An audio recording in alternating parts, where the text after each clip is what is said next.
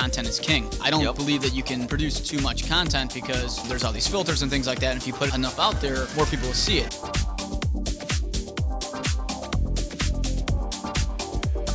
Welcome to the Matt Laricy Project. This is a show about all things real estate, business, marketing, and entrepreneurship. Each show consists of myself, Matt Laricy, a member of my team, and a guest.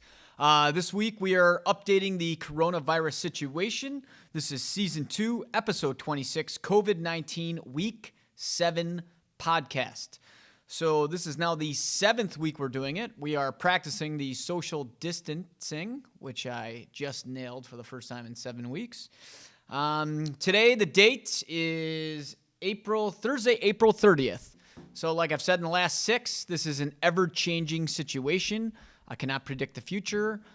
This is changing by the minute, by the hour, by the day. So if you watch this 3 days from now and something has changed since I said it, I'm not an idiot. Well, it's questionable, but I can't predict the future.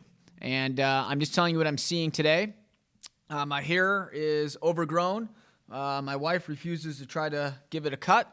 I'm sure a lot of you guys else out there, I know hair shouldn't be our biggest concern, but I feel like an idiot. What we do is we read these questions off. So my marketing person gets questions. My graphic designer asks people questions. Both my assistants ask questions. The group asks people questions. What our people give us are questions. And what they do is they compile it to a list and they send it to me. And it's literally sitting here for me, and I literally just read them off, line by line. So first time I'm seeing 90% of these. So here we go. Question 1. I have buyers that are on the fence and are saying once we reach the peak, let's go out. So that keeps changing, but looks like end of May. How much are you seeing this from your buyers? So essentially, a lot of buyers are on pause till the shelter in place is lifted. Some people don't feel like going out. I'm probably seeing this from about 60% of my buyers. I have roughly about 200 buyers on hand that could buy today, not including others. So, there's nothing we can do about it. I'm not going to put a gun to somebody's head. It's a weird situation. If they don't want to go out, then we're not going to go out, and we're just going to table it. But that's one of the reasons why I do think we're going to see a huge amount of pent-up demand when this gets lifted, because a lot of people feel that way. What was the first thing that ran through your head when you heard this 30-day extension announced? Anger, pissed offness. I get it. Me saying that is probably making 60 to 70% of you guys angry, including my family and my wife. I just really wanted to try to get this phase 1 going. I was selfishly upset because I want to get our business going, but it's a weird situation to be in. I kind of felt like it was a letdown, like the wind was let out of my stomach, but this is where we're at. We just got to roll with it. What type of mask will you be wearing once out, since it will now be required? So in Chicago, for everybody out there, starting May 1st, which is tomorrow, everybody has to wear a mask in any public setting if they're going to be within 6 feet of somebody else. I will be wearing a blue mask that is a basic one that you see that you could get. We got a box of like 50 of them. There's nothing special about it. It is not branded. It is not self-made. It is just one we bought. That's the one I'm wearing. If a buyer shows up to a showing without a mask after the requirement goes into place, we refuse to do the showing. I won't, but the people will. Almost every single company, when you schedule a showing, is now requiring mask, and most are requiring gloves. Most of the time when we schedule too, we have to send over an approval letter. So, I'll go in there with them. Other people won't. And we do remind them to bring a mask. How are you going to last 30 more days? So I'm going to get through it. This is just a roadblock in our business. It's a roadblock in our life. However, it's a roadblock in everybody's business, and it's a roadblock in everybody's life. So I'm going to get through it like everybody else. I'm going to put my head down. I'm going to work, and this will be over soon. This too shall pass. I hear that quite often, and I think about it. We're going to get through this. How much have prices dropped so far? Huge question I get all the time. How much are prices dropping? How much are prices dropping relative to 2008? I get a lot of people saying like, hey, if prices coming down 40%, I will tell you, I have seen a lot of multiple bids, like a ridiculous amount of multiple bids under 500,000. Under 500,000. Make sure you hear that. Under 500,000, a lot of multiple bids.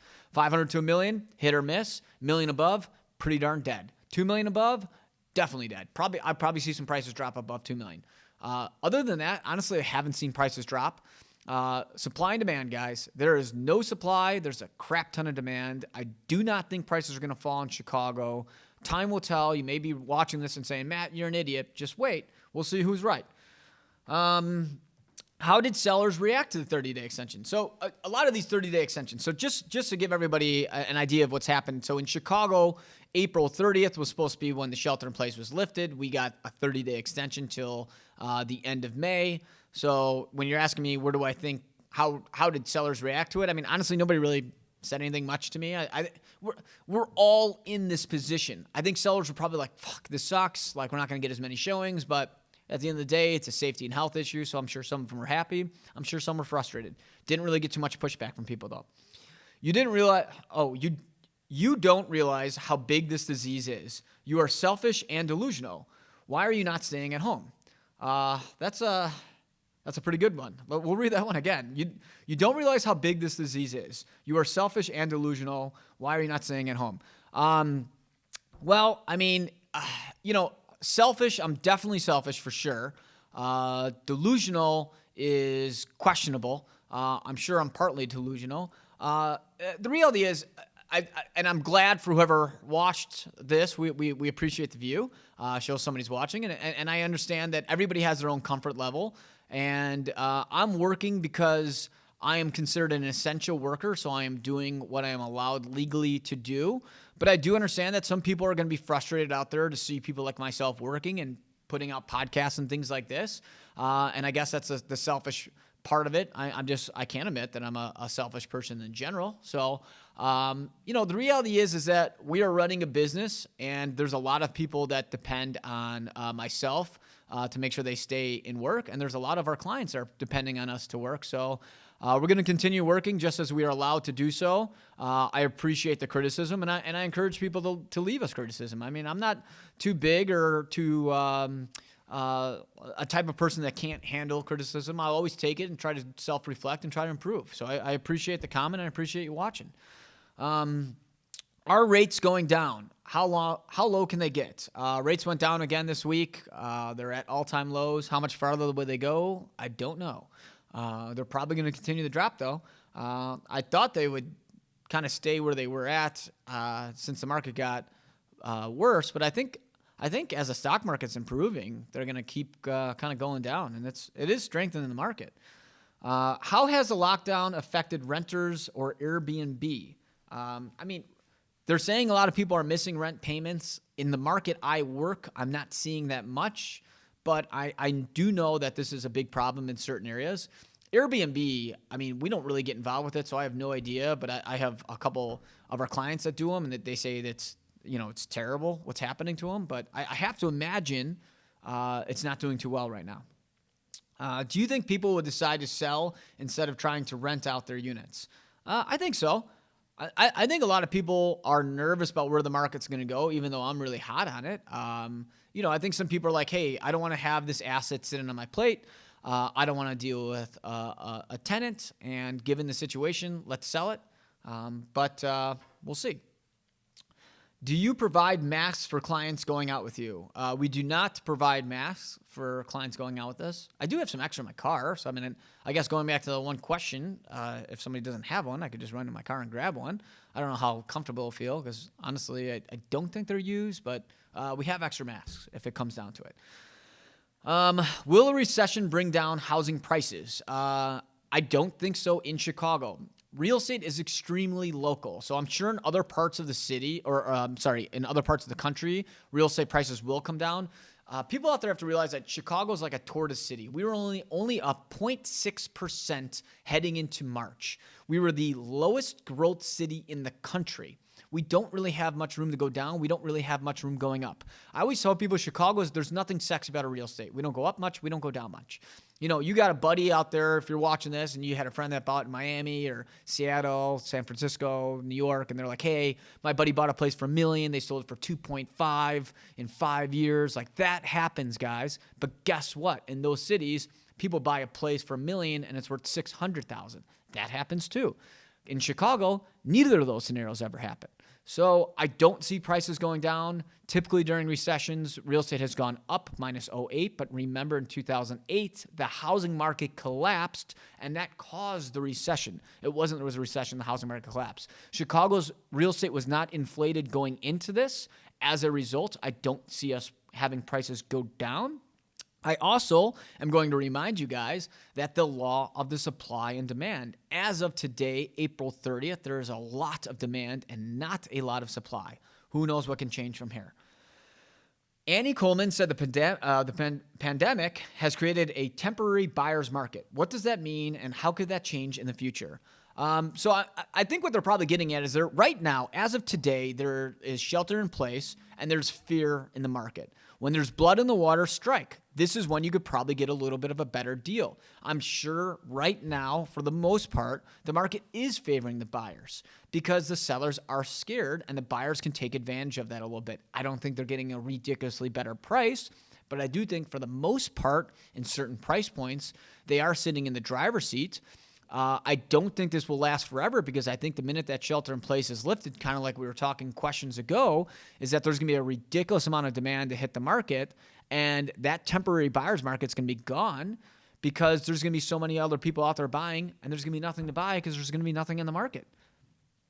Has the pandemic affected residential and commercial real estate in the same way? Absolutely not. From what I'm reading and from my commercial friends, I actually think they're getting it worse than we're getting because they have a lot of tenants that aren't paying. And with businesses being, performing so poorly, I'm sure the people looking to start a new business today is probably minimal. And I think if you're a restaurant or a real estate company or any other company, you're not thinking like, hey, let's go get 3 more offices. You're probably thinking like, how do we get rid of a couple of our brick and mortar and cut costs? So I have to think that commercial is probably doing less than residential. I have zero scientific data behind it, nor have I looked at those numbers. Are you binging anything on Netflix right now? Great question. I like how we get some good questions with some non-serious questions. So I don't watch Netflix that much. I'm literally working like 18 to 19 hours a day every day. But I do try to set aside an hour to 2 hours a night to kind of unwind and relax with my wife. Right now, I am watching The Last Kingdom Season 4. For those of you that have not watched it, it's like Game of Thrones. It's very good. Start with Season 1. I encourage you to watch it. Right now, it's my show of the week. Last week was Too Hot to Handle. Definitely have to watch that. Second show right now, Last Kingdom. You are an essential business worker. What has people's reaction been for you going out in a suit working, positive or negative? So, since I am considered an essential business, and I've told you guys this the last 6 weeks in a row, I wear a suit and tie. I'm a super big routine guy. I'm going to stick to it. I'm going to wear a suit and tie. But I do go to Whole Foods almost every day of the week to get the groceries, to go home to the suburbs and cook for my family. And I will tell you, it is extremely negative. In fact, I'm kind of fearing going to Whole Foods later today because people are very upset with me. I get extremely rude remarks. And, somebody actually came up to me a couple days ago and asked me what the F was I doing, get the hell out of the way, blah, blah, blah. And I get it. This is an emotional time. People are nervous. I am an essential business. I am legally allowed to work, and I do feel to keep it professional, my suit and tie, so I'll continue to do it. I will continue to get negative comments and criticism, and I'm just going to roll with the punches. Have you mastered any new famous recipes? I got to tell you guys, there's not one in particular, but as I just mentioned, I am cooking every night. I am crushing it on the grill. I would say that I could cook anything that you can imagine on the grill, and I am becoming pretty darn good with it. Last night I made a delicious lemon and herb chicken breast with a little bit of brown rice and Parmesan green beans. Delicious. Quick tip for you guys out there, you're cooking green beans, cook them in chicken broth. That way you don't have to put as much salt on there, and the green beans absorb the chicken broth. Good tip for you next time you're cooking green beans. Will you still be able to make it through without any layoffs, even though we have a 30-day extension? We will be able to make it through. It's definitely not something I wanted to hear, as we mentioned before, because it is going to affect our bottom line. But I am not going to decrease any of my salaried employees' pay, and I'm going to continue to pay them. Do Do you think more industry layoffs will happen due to the 30-day extension? Absolutely. I mean, for everybody out there, I've said this last 6 weeks in a row, March, April, May, those are our 3 best months of the year. You take those away from them, I mean, you're taking 90 days of the best days of the year out of the marketplace, and it's going to be super hard for any business to be able to float at its normal cost. So I do expect to see people, get layoffs. Hopefully, when the market turns, those people get to be rehired pretty quickly. What do you think about the guidelines about which businesses were allowed to open and which were not? Dog grooming business was a yes. Hair salon was a no. So what this is getting at is that for the people who are not in Illinois that are watching it, there are certain businesses that are allowed to reopen, certain that were not. Why was a dog groomer's business allowed to be opened and a regular haircut not? I do not know, because I would think the human interaction is going to be the same, since you are physically going to bring the dog to the groomer. Last I checked, dogs can't drive. I could be wrong. Maybe you send me a picture of one driving. But I don't know. It wasn't my rules. I'm not going to get mad about it. I laugh about it. I think it's funny. But, I'm sure JB had an idea of why he did what he did. What would have happened with real estate if we would not been considered an essential business at the beginning of shelter in place? Oh, okay. So obviously we've been talking about this numerous times that real estate's considered an essential business. What would have happened if we actually were not considered one and we were not allowed to work? I'm sure the market would have been a lot more difficult than it is now. I don't know what would have happened to me physically or mentally. I can't even answer. I don't even want to think about what would have happened. It didn't happen, so let's move on. Have banks introduced any stricter guidelines since the prolonged shelter-in-place happened? I haven't seen any yet. I actually think the banks are encouraging. I read this morning that loan applications went up 12% this week, and I think that's because the rates dropped. So I have to think that people are rocking and rolling in the loan world. How are you helping your team stay motivated during this time? I call my brokers every day of the week, at least once a day. I am not the easiest person to deal with. I will be the first to tell you that, and I'm sure my people will 100% tell you that. I am riding my agents. I get up early every day, and I go to bed every day like super late, and I am constantly texting, calling, snapping, Instagramming them. I want to make sure that they are up working. I am making sure that my agents aren't using this as an excuse to be lazy and not try to get business. I know that sounds crazy for a lot of you people out there, but I am telling my people that, it always gets darker before it gets brightest, and we have to work hard. And you can use this time to either give up and say, you know what, I'm not going to work and I'm going to give me some me time. Or you could use this time to improve on yourself and your business and take advantage of the opportunity. Because as I've said every single week, you do not get rich in good markets, you get rich in bad markets. So take advantage of it while you can. And I am telling my agents constantly that when there's blood in the water, be the one to be the shark. Do not be the one that gets bit. So we are working hard, and I'm motivating them by staying on top of them. What resources are big companies like App Properties and Compass providing their staff and agents? No clue. I don't work for their companies. I see Robert Refkin, who runs Compass, and Thad Wong, who runs App Properties, are doing a lot of stuff for their people. I think they're both phenomenal leaders, and I think their companies are lucky to have them. And I kudos to them. Hopefully everything keeps going well from them. I'm seeing Facebook and Instagram posts about both companies. They seem like they're getting a lot of positive reinforcement, which I think is great. Do you surf or snowboard? I have no idea how this relates to anything. I don't do either. Just a background about surfing. I will never go into the ocean because I am 98.75% positive that I will be eaten alive by a shark. As of today, I've never heard of any person getting eaten alive in a luxury resort pool. So I will sit in the pool and watch people surf from a distance. And snowboarding just seems like it's cold, and I don't want to get involved with either. So the answer is neither, but both places have a nice bar by that probably serves a fantastic glass of wine, which that is where you can see me. Do you have a lot of deals closing in May, and do you anticipate losing any of them?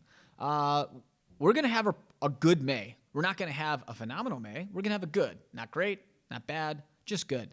It's definitely not going to be the May. Last May, we closed like 65-something properties. I mean, I think we only have 50 deals pending right now. So there's 0% chance we're going to compete with last May. But I think we're going to do good compared to what's happening in the situation.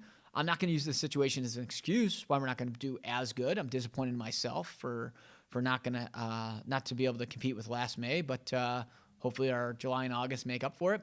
I do anticipate us to lose deals because we are losing a deal every other day in the last 2 weeks. We are putting in place under contract every day. So we sell a property and then we lose a deal. And then we sell a property and then we lose a deal. So it's like one step forward, one step back, one step forward, one step back. So yeah, I'm sure there's going to be some things being lost because of more job layoffs. The longer the shelter in place happens, the more likely people are to lose jobs.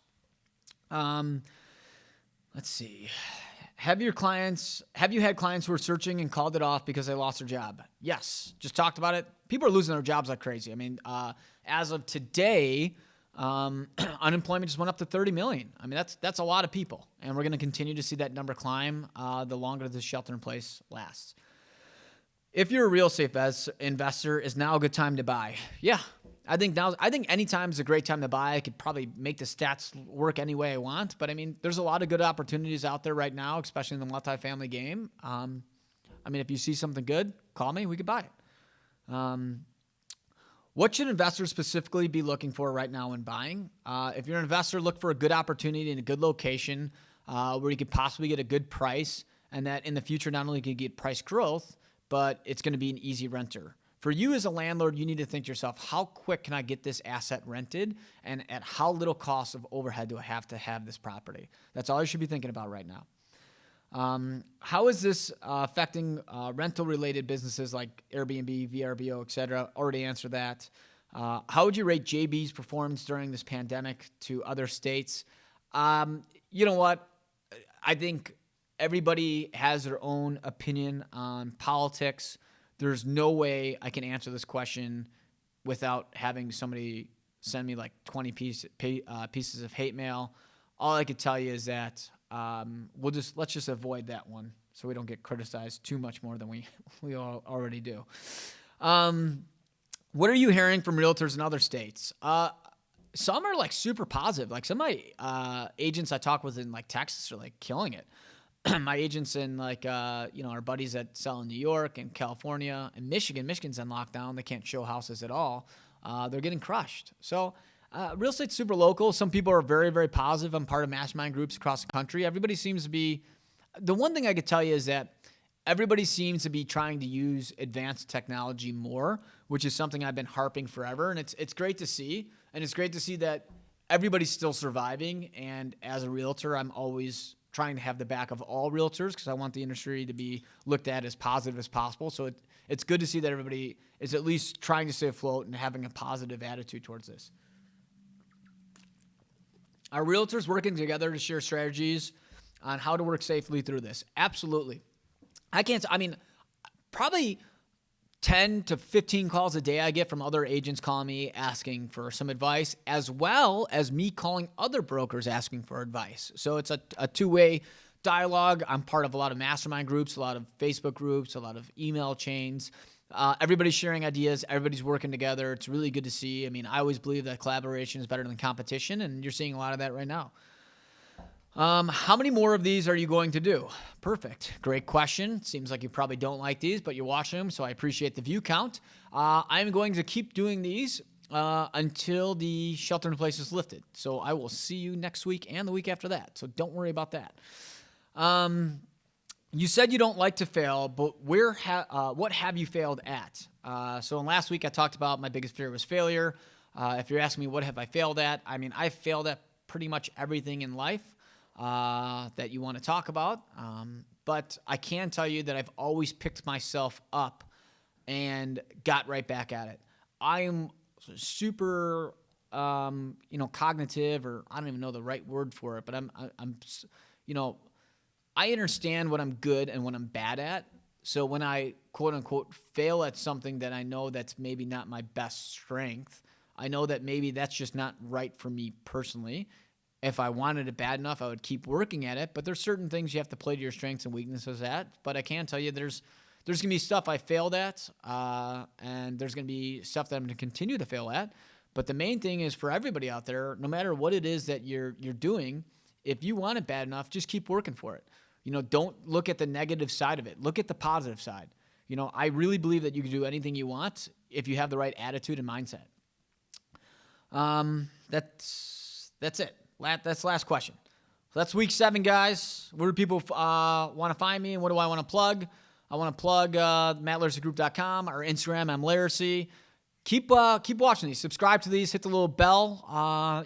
Make sure that you're notified when these are released. And leave a comment or a question. Email me my assistants. Follow us on Facebook. Leave us a message.